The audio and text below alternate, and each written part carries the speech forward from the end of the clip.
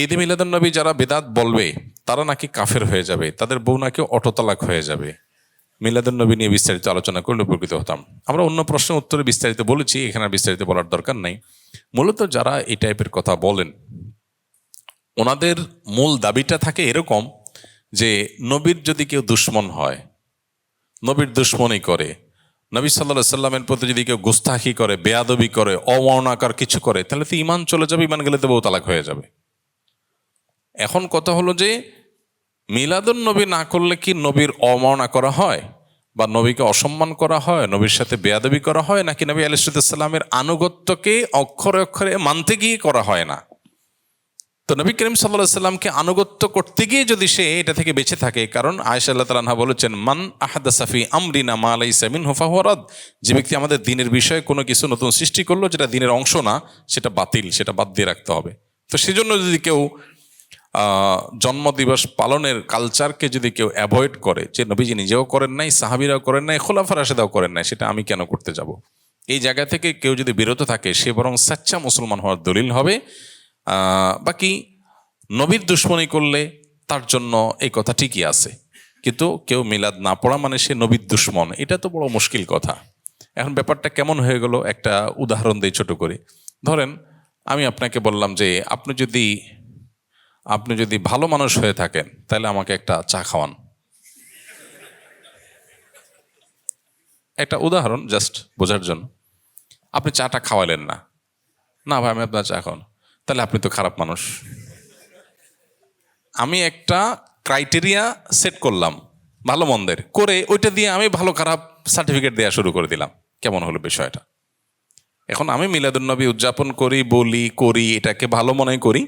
এখন এইটা একটা আমার কাছে ক্রাইটেরিয়া, আমি এটা দিয়ে বললাম মিলাদুন্নবী করেন, আপনি করেন না, নবীর দুশ্মন। তো ব্যাপারটা এরকম হয়ে গেল না? যেমন এই যে আমরা আমাদের দেশের স্বাধীনতার জন্য, আমাদের মাতৃভাষায় কথা বলার অধিকার এনে দেওয়ার জন্য যে মানুষগুলোর জীবন দিতে হয়েছে, আমরা তাদের প্রতি কৃতজ্ঞ না অকৃতজ্ঞ? কৃতজ্ঞ। মাল্লাম ইয়াশকুরিন নাস লাম ইয়াশকুরিল্লাহ। আল্লাহ শুকর আদায় না করলে, বান্দা শুকর আদায় না করলে আল্লাহ শুকরও আদায় হয় না।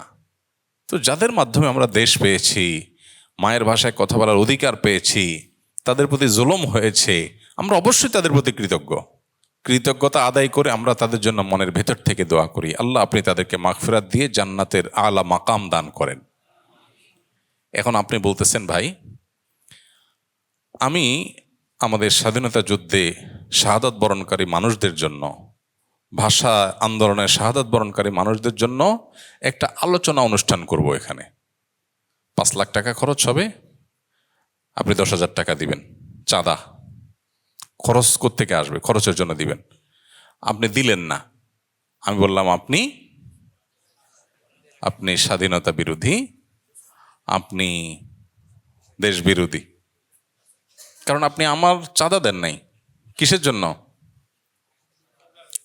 স্বাধীনতা যুদ্ধে শাহাদাত বরণকারীদের প্রোগ্রামের জন্য। ভাই আপনি একটা ক্রাইটেরিয়া সেট করে যদি আমাকে বলেন যে ভাই আপনার ভিতরে দেশপ্রেম নাই, কেন?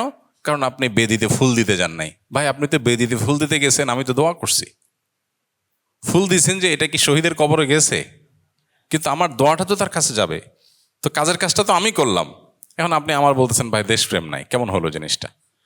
ঠিক একইভাবে মিলাদুন নবী কেউ পালন করছেন নবী করিম সাল্লাল্লাহু আলাইহি ওয়াসাল্লামের মহব্বতে, আপনি করছেন, এখন বলতেছেন ভাই এইটা না করলে নবীর দুশ্মন। কেমন হয়ে গেল জিনিসটা? আপনি একটা ক্রাইটেরিয়া সেট করে ওইটা দিয়ে নবীর দুশ্মন সবাইকে মাফ করছেন, এটা সঠিক না। আল্লাহ আমাদের ভাইদেরকে বোঝার তৌফিক দান করুন।